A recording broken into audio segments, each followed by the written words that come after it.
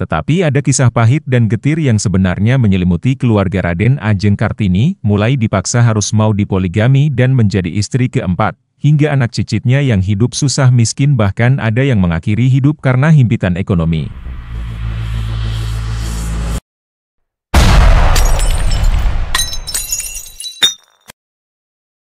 Banyak cerita soal perjuangan Raden Ajeng Kartini sebagai sosok perubahan yang membawa pergerakan emansipasi perempuan pada abad ke-19. Mungkin sebagian dari kamu sudah tahu, seperti apa cerita perjuangan Kartini demi memajukan para perempuan pada kala itu yang sangat menginspirasi. Selain cerita perjuangannya memajukan pemikiran perempuan dengan niat mulia mendirikan sekolah khusus perempuan, ada satu cerita menarik tentang Kartini yang sayang untuk dilewatkan. Yakni, cerita tentang Kartini yang dipaksa menikah oleh keluarganya.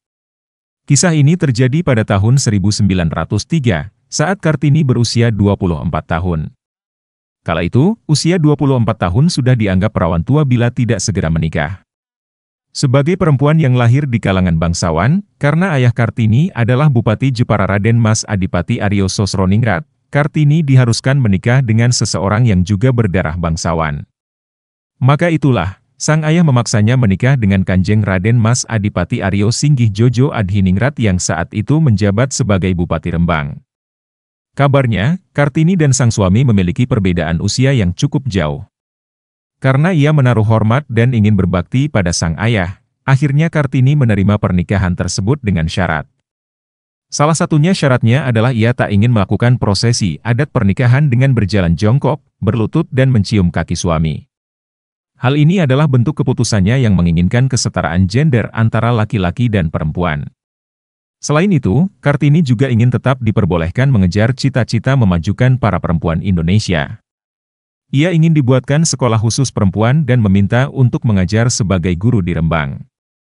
Beruntung, syarat-syarat tersebut dipenuhi oleh Raden Adipati Jojo Diningrat sehingga Kartini merelakan dirinya dipoligami dan dijadikan istri keempat. Padahal, Kartini merupakan sosok yang menentang keras adanya poligami. Karena sejak kecil, ia sudah paham betul bagaimana rasanya tumbuh di keluarga yang menganut poligami. Saat ia kecil, sang ayah yang menjabat sebagai Bupati Jepara harus menikah dengan seseorang yang juga keturunan bangsawan. Maka dari itu, Raden Mas Adipati Aryo Sosroningrat menikah lagi dengan Raden Ajeng Woerjan, seorang perempuan keturunan bangsawan.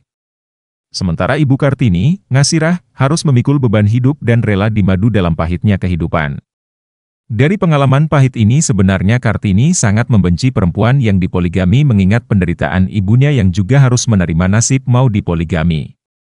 Namun sayang, perjuangan Kartini untuk meraih emansipasi perempuan harus terhenti di usia 25 tahun. Ia wafat pada 17 September 1904, atau 4 hari setelah melahirkan putranya yang bernama Soe Salit Jojo Adiningrat pada 13 September 1904. Sang putra tunggal, Soe Salit Jojo Adiningrat sendiri berkarier di dunia militer. Dia pernah menjadi Panglima Divisi 3 Diponegoro dan ikut bergerilya melawan penjajah saat agresi militer Belanda II. Malang tak dapat ditolak, saat geger pemberontakan PKI Madiun 1948, Soe Salit ikut terseret. Namanya tertulis dalam salah satu dokumen PKI sebagai orang yang bisa diharapkan. Walhasil, Soe Salit pun menjadi tahanan rumah dan pangkatnya diturunkan. Dalam kehidupan pribadinya, Soe Salit menikah dengan wanita Jawa bernama Siti Loewijah. Mereka dikaruniai putra sematawayang, Budi Setio Soe Salit. Budi Setio Soe Salit, cucu tunggal Kartini ini kemudian menikah dengan Sri Bidjatini dan mempunyai 5 anak. Mereka adalah Kartini, Kartono, Rukmini, Samimun, dan Rahmat. Berdasarkan berita yang dirilis Pemprov Jateng pada April 2018, setelah Budi Soe Salit meninggal pada usia 57 tahun. Kehidupan keluarga 5 Cicitra Kartini ternyata hidup miskin dan memprihatinkan.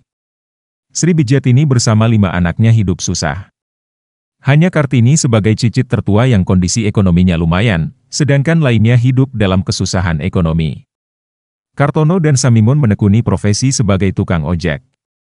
Rukmini menjanda setelah suaminya bunuh diri karena tidak tahan dengan hidup susah dan himpitan ekonomi. Sementara Rahmat yang berkebutuhan khusus atau autis telah meninggal dunia. Para cicit Kartini tidak tinggal di Jepara. Mereka bermukim di daerah Parung, Bogor. Kalau melihat kisah memilukan di atas, sewajarnya pemerintah juga harusnya memperhatikan anak keturunan dan pahlawan nasional Ibu Kartini. Karena Kartini berdasar keputusan Presiden Soekarno mengeluarkan Keputusan Presiden RI Nomor 108 Tahun 1964 pada 2 Mei 1964. Dalam keputusan tersebut, Kartini ditetapkan sebagai pahlawan nasional, yang hari kelahirannya diperingati sebagai Hari Emansipasi di Indonesia, sampai hari ini.